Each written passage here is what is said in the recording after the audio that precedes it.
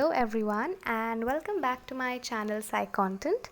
Today we are going to be speaking about something that's going to be really different from the other topics that we have discussed so far. Not sure if the situation has ever occurred in your life, but let's just give it a try. I'm going to be stating an example below, so pay very close heed. For example, your friend comes up to you one fine day and asks you about something that had taken place about 5 years back. Quite a long time, I know. You try to recollect everything possible and try to tell her all the information regarding that incident.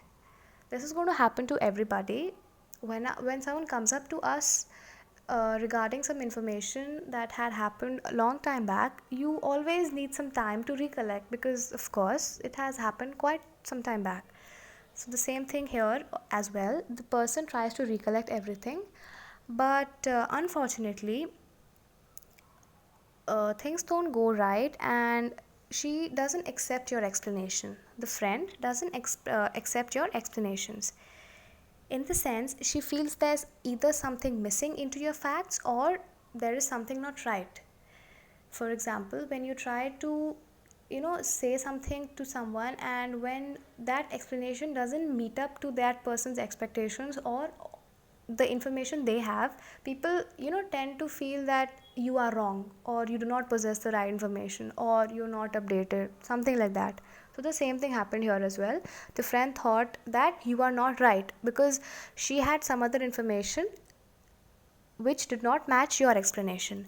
So to cross check, that particular friend of yours happens to ask another mutual friend. So there are three people in this story.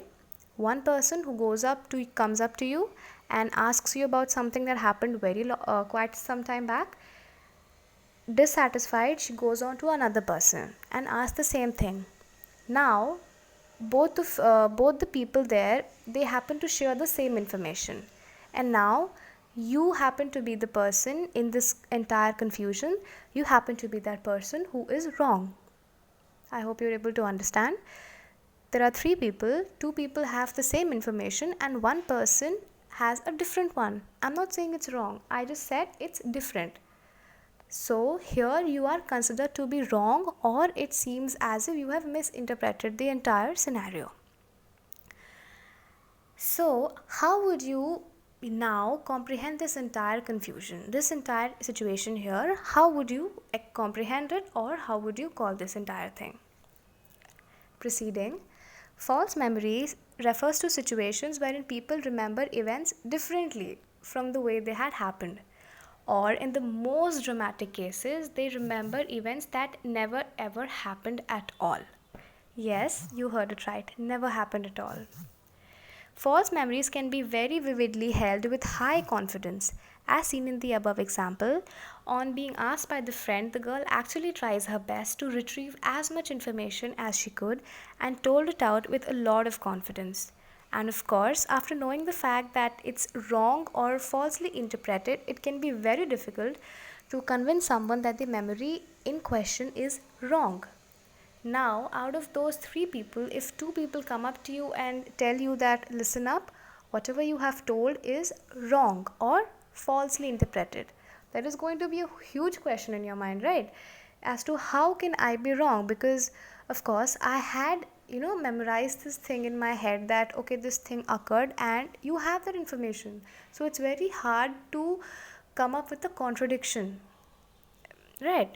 So, after knowing a little about what exactly are false memories, you probably might have the question as to how does a psychologist, a person who studies psychology in layman language, distinguish between a false memory and a normal slip of mind.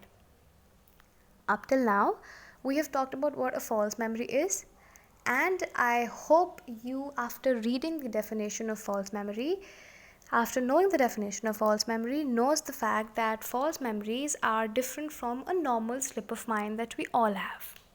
So now we are going to be stating what a false memory is and how is it different from a normal slip of mind. False memories, as explained above, are mental experiences that people believe are accurate representations of the past events.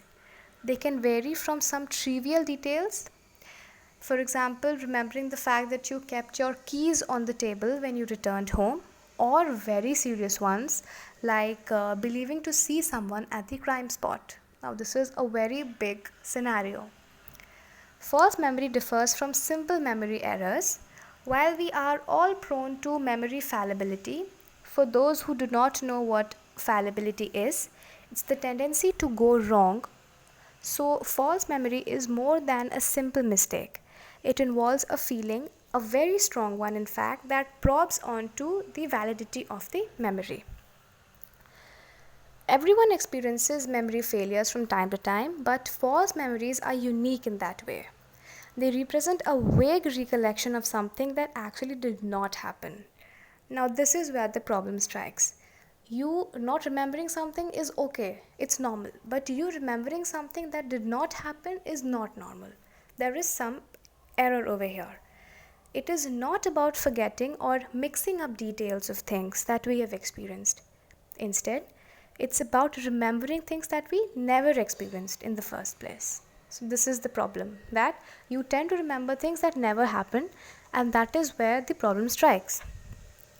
You may imagine the amount of inconvenience this particular memory deformation can cause after reading the example that I'm going to be stating out now.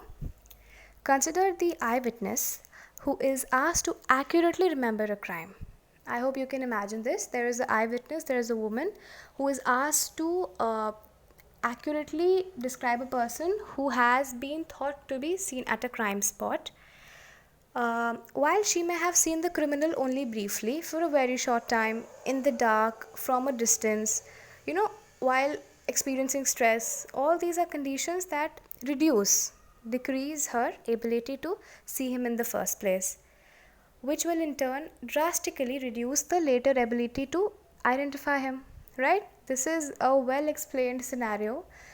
While she had seen him in all these wrong conditions, wherein it's always in the dark, it's for a very short time, and stuff like that, she had already been experiencing stress. So, in all these conditions, the ability to recognize him, identify him later, becomes decreased. Okay?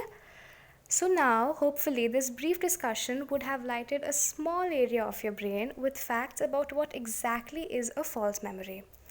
I really hope you are waiting for the causes of such occurrences, which of course would be laid out in the upcoming video. I really hope to see you all in my next one.